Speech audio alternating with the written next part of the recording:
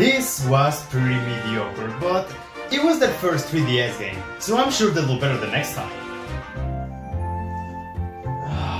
That was underwhelming. I'll honestly just play Emerald any other day, but who knows? Maybe they'll do better the next time? Alright, this is more like it. It still has some major problems, but maybe the next time they'll get rid of them and then improve on the good stuff it already has. Will they? They did it! They fixed nothing! In fact, this is even worse than the last game! Can they even do better the next time? Maybe the next time.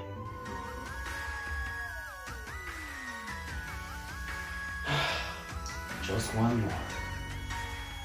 Pokémon is not just a franchise. It's THE franchise that has touched the hearts of so many of us. It's pretty hard to know someone who didn't grow up with it, or at the very least has never heard about it. And it's generally agreed that since the start of the 3DS era, Pokémon has been on a steady decline of quality, with barren experiences that always strive to do the bare minimum. Then, enter the Switch era and we got a pretty okay Kanto remake. Again, but fast forward a few months and oh my, this looks actually promising! I was optimistic for this game at first, but then you know what happened.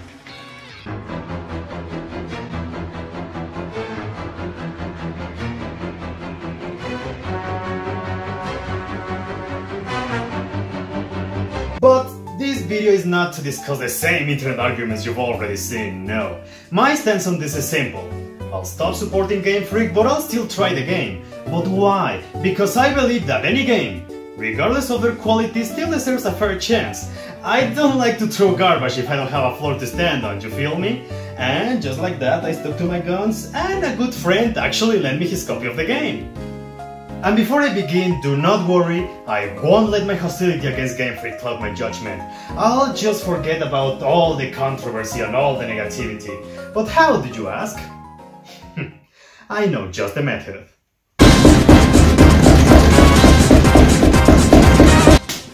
Let's play! Which game was I supposed to play again? Pokémon Sword and Shield is...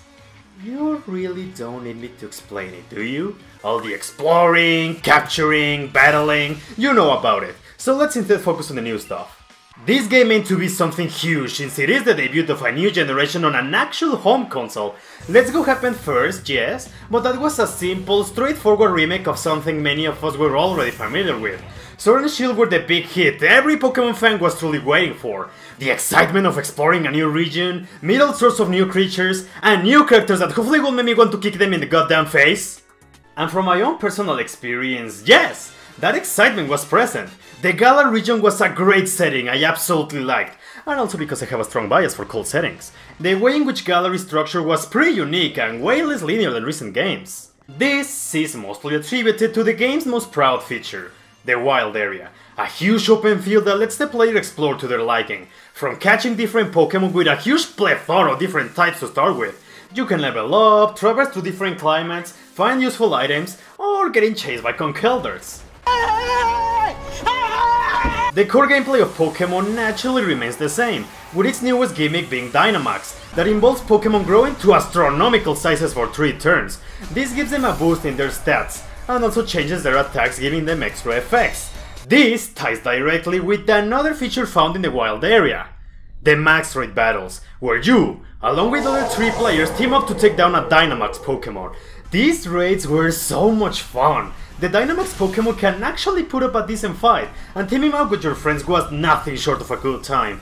And I really advise to play with real people, because apparently, the game thinks pairing you up with a Magikarp trainer will ensure victory. Prevailing in these battles offers the players a chance to catch that powerful Pokémon, along with some other helpful rewards. Difficulty sure hasn't been Pokémon's main priority in recent times, but honestly I found Sword and Shield to be a balanced experience. Yes, there's regular trainers you can defeat by just pressing A, but I came across a few instances where I was unprepared and things got quite intense. Over-leveled Pokémon in the wild area, this guy with a super powerful Slurpuff, or my highlight of it, the gym leader battles. I love how they were handled this time around. Gym battles are a huge deal in the Galar region, so now that they are even more tied to the narrative gives them a bigger purpose. They carry much more weight and intensity, and the battles themselves from a gameplay standpoint were actually good. The gyms themselves carry their usual challenges, and some of them were pretty hilarious, others were pretty unique or just super fun. And when it was time to battle the leader, oh, it's been so long since I felt an excitement like that in a big Pokémon battle. The way in which the music changes when there's only one Pokémon left, it was like a throwback to Unova, my favorite generation. Sword and Shield not only retains certain quality of life improvements from past games, but also adds some extra on top, with some great returning ones like seeing Pokémon in the overworld, completely getting rid of the HMs, accessing the PC in almost every place. The new ones don't fall behind either. After so long, after so many years, you're finally given the option to skip almost all the tutorials. And on the instances when there's something new, they happen whoosh, just like that. Building competitive Pokémon is way easier now, breeding eggs is faster than ever, and many other changes that will make you say, wow! What the hell took them so long? A personal favorite of mine was how they expanded on the Pokémon Nami to make it a campsite. You can play, interact with your Pokémon, see what they do on their own, cook different kinds of curry, and it's just so adorable! Like, it has a lot of battle benefits to use this feature, but I just use it because I like it a lot. It's thanks to this that I grew attached to certain Pokémon that I never thought I'll end up loving. One of the things that made the 3DS games such sluggish and boring experiences was how they constantly bombard you with unnecessary dialogue and stops and hand-holding. Ugh, I can't stand the grand majority of these characters because of that, and because they're annoying. The characters in Sword and Shield are nothing spectacular, but I actually like them. Except the villains, they are all genuinely awful. Your rivals feel like actual rivals instead of your own unsolicited fan club. The gym leaders are more involved in other stuff in this gen than they were in 6 and 7. And the champion is... Please shut up about Charizard, please bro, just please shut up about Charizard. He's alright. Not the worst, but not the best. So what can I say? Before playing this game I told to myself that I will give it a fair chance and that I was fully open to the idea of it completely changing my mind. And I can tell you with no shame that Pokémon Sword and Shield did turn some of my negativity around, and they're good games.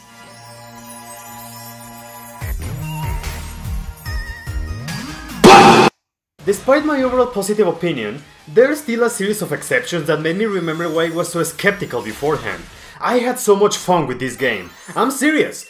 The most fun I had with a new mainline Pokémon in years. Exploring, battling, just vibing with my team. So many instances where I felt happy playing this game, and just when I realized it was already over. Sword and Shield are the shortest experiences I've ever had with this franchise. You could argue that because of the quality of life changes, some aspects are bound to be faster. And that's a good point, really. But you know what was an issue I noticed with this game? The pacing. At first it starts slow, which is understandable, you know? It's a JRPG, the start of a new adventure, so time is given to understand the context of what's going on. After getting my first batch, at the mark of 5 hours, that's when the game got good for me. That's when all the positive things I said started to take shape. But around the 6th gym, something went wrong, cause everything just happened so fast and I don't know why, but many important trainers suddenly started to have under-leveled Pokémon to those of my team. And if you use the argument that I rushed through it or I grinded, you're wrong. I play this game just like I play any other Pokémon game.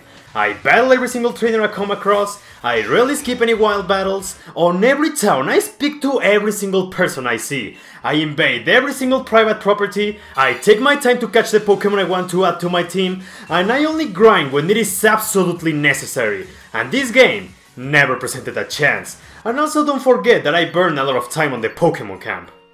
And yes, you could use the final excuse that I could fill the Pokédex, I could go shiny hunting, or build myself a competitive team.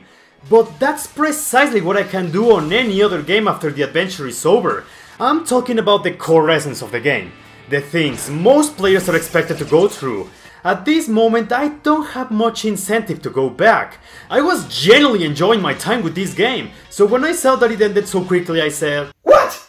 That's it? Wait, no!" Dynamax. I like how it looks. Giant Pokémon really brought an extra oomph to the battles, and come on, who doesn't like kaijus? It's better than the C moves, which I honestly didn't like, but I don't think they're a good replacement for Mega Evolutions. Dynamax works well in how it is integrated in the story, and because every Pokémon has access to it. But the later statement is overthrown thanks to Gigantamax, a special kind of Dynamax where only certain Pokémon can change forms. But here's the kick. Even if certain species can change forms, that doesn't mean everyone will be able to do it. Only specific Pokémon. The ones found within max rate battles are the ones capable of Gigantamaxing, and I think that's so damn stupid. Why go through the bother of trying to catch a max rate Pokémon, who, by the way, some of them are very uncommon or have ridiculously low catching rates? Isn't having the right Pokémon just good enough? I had my Corviknight with me since the beginning of the game, and you expect me to replace it with another one? That's not gonna happen. Dynamax and Gigantamax are pretty underwhelming battle mechanics, with the latter having unnecessary restrictions. The wild area is a nice place to catch different kinds of Pokémon, but I dislike how inconsistent it is with its weather. No matter the time, no matter the place, anything can happen. You can be traversing through a sandstorm and now it's snowing, and then there's harsh sunlight. This was particularly annoying when I was trying to catch Pokémon that only appear during certain weathers. I wasted so much time trying to find a Drippy to add to my team, until I finally gave up and my good friend Hatsune Miku traded me one. So thank you, Hatsune Miku! Sword and Shield are games with a very colorful and vibrant art style, but that is not enough to deviate me from the evident technical issues. The world coming to a halt when certain actions are taken, characters and trees popping in and out, the poor optimization during double battles, and how absolutely terrible and inefficient the online is. Max rates gave me no issue, but turning the online on during the wild area is straight up torture due to how terrible it runs, and connecting to specific players is unnecessarily cumbersome. What happened to the player search system from Gen 6? That thing was perfect! I am sort of mixed on this game because it is good, but that's it. It's not great, it's not fantastic. Technically speaking, there is nothing wrong with that, but I won't sell for it. Call me petty, I don't care. Am I wrong for expecting something incredible from the highest grossing media franchise in the world? Am I the bad guy because I believe a company who has delivered fantastic experiences in the past can do it again? I don't think so, honey. The Nintendo Switch has been the host for so many titles that were bold enough to take their franchises to new heights. Zelda Breath of the Wild with its open world, Super Mario Odyssey for bringing back an old formula and refining it with new mechanics, Fire Emblem Three Houses with a tremendous amount of replay value and a story that explores the grey morality of human beings, Splatoon 2 Octo Expansion exploding the core mechanics of the series to their maximum with fantastic level design, and so many other titles that aim to be something more than just fun. And okay, you don't always need to be innovative or break new ground to be something great. Do you know what other game I've been playing recently? Dragon Quest XI.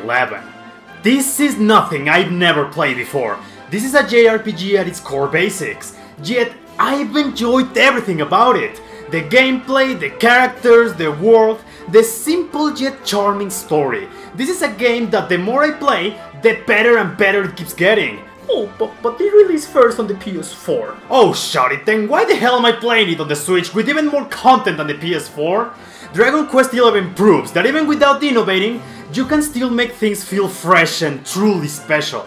Because this is a game full of heart that doesn't settle down with the bare minimum. And that's the problem with Pokémon. I don't see how compromising over half of the Pokédex and all the cut corners justify the final product. The only things in this game that make me think they aim for an extra were the wild area, which still has its own set of problems, and certain animations that show that Game Freak can still be competent. But those are just small bites of what should be a whole meal. Pokémon Sword and Shield are good games with a potential that doesn't shine its brightest, because clearly this thing was rushed.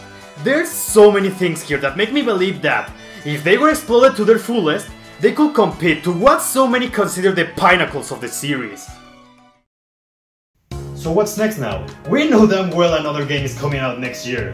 Will we get underwhelming Sinnoh remakes just like ORAS, or will we get an enhanced version of Sword and Shield that do nothing to fix their issues, just like Ultra Sun and Moon? I'm sorry for sounding so pessimistic, but what's the thing that I said the most at the beginning of the video? So I'm sure they'll do better the next time. Maybe they'll do better the next time? Maybe the next time? Can they even do better the next time? Maybe the next time. Exactly! I've grown tired of setting my hopes very high only to receive mediocre experiences. That's why I still refuse to support Game Freak's yearly releases, laziness, and pathetic excuses. But know that deep down, I really hope that things change for the better because I really care. Sword and Shield seem to be going in a good direction. As I said, it's the most fun I've had with the mainline series in a long time. There's faults, and the obvious rush. And just like that, there's also really good things that can become something even better if they just take their goddamn time with it. But most importantly, the one thing I desire the most, I really hope they stop showing Charizard and everything. Yeah, we get it, it's one of the most popular Pokemon ever, but could you please just once, shut up about it, you goddamn sons of bitch!